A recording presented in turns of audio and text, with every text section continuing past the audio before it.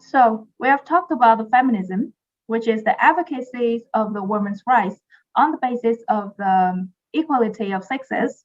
Another thing is the reason why we need it, because racism, the pay gap, and women's sexual assault still exist. Finally, there is still a long way to go before men and women have full equality around the world, and resistance to this idea has not disappeared. As Dorothy Parker once said, men as well as women, whoever we are, should be considered as human beings. Thank you. Anyone who has questions can raise your hand. We will try to answer them all. Yeah, right here, please. There's a question I'd like to ask you guys. If you genuinely believe in equality among men and women, why would there be the term feminism? I mean, this is inherently preferential to one gender by its very name. Should it be egalitarianism that emphasizes equality and fair treatment regardless of gender, religion, economic status, and political beliefs, or just humanism to generalize which is enough? Thank you for asking. So the brief answer to this question is that there has to be a term to name the problem with a view to addressing it. And as far as we're concerned, feminism is not called humanism or egalitarianism because there are three distinct theories. The movement was given the name feminism because it focuses on the gender inequality issues that impact women.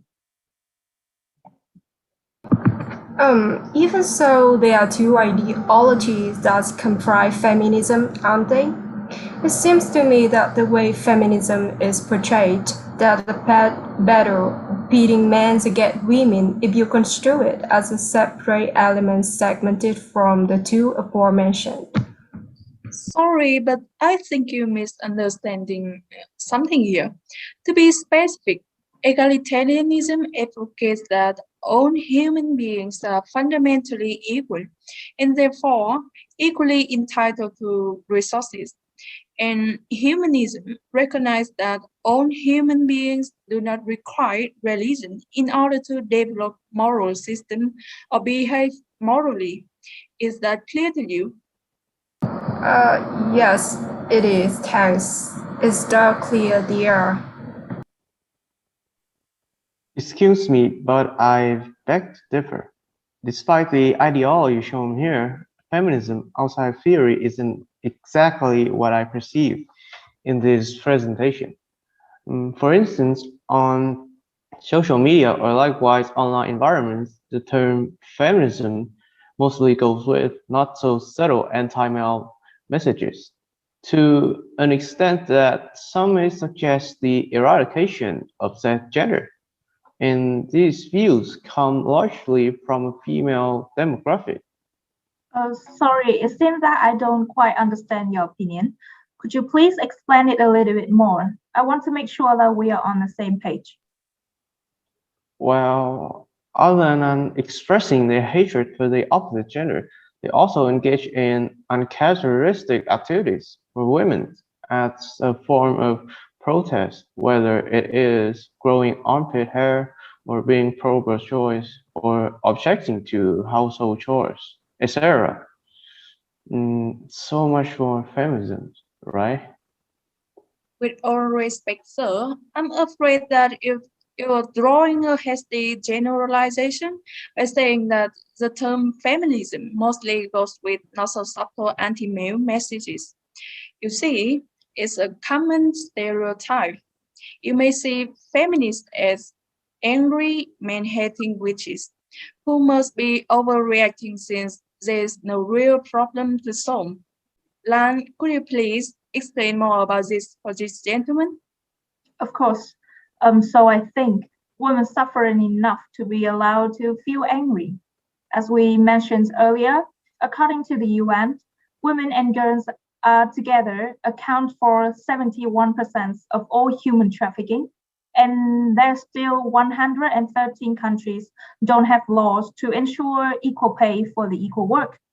But don't misunderstand our anger with any hatred for men, as our feeling has nothing to do with the entire movement. Please remember that feminists are fighting for the equality of sexes, in this certain situation, for the equality of women. Thank you. Sorry for my ignorance. I am starting to see the errors in my thinking now. However, I'm still quite perplexed about the motives of the counterculture I've mentioned. Can you elaborate on that? Don't worry if you mistake any information. To be more clear, if you have any concern about activities such as growing armpit hair or being a robust choice or objecting to household chores, I think that you may have misconceived the aim of these. These activities literally encourage people to challenge gender stereotypes, which is two sides of the coin, doing harm to all men and women, I believe. I want to express myself again about what you said. Yes, that's true. But then again, as far as I am concerned, feminists appear to exist on the equal outcome rather than the equality of opportunity. Both genders are of the same value in general, yet have particular vocations since in terms of biologies, men and women are built differently. You can plainly see the gender disparity of employment indicated by statistic rise. Take nursing and engineering, for example. How can we expect to always be equal when there are certain gaps which are ever present already? That's a good question. It's the social stereotype. When people impose gender boundaries on employment, that should have been for everyone. Let's look at the example you gave. The word nurse itself does not belong to any gender. But when we hear that, all we can see is a female who takes care of patients, not a male. Maybe this labeling idea comes from the fact that women have always been seen as the caregiver. The same goes for the engineer. I'm afraid that your thesis is still not valid enough. Can you be more specific on that one?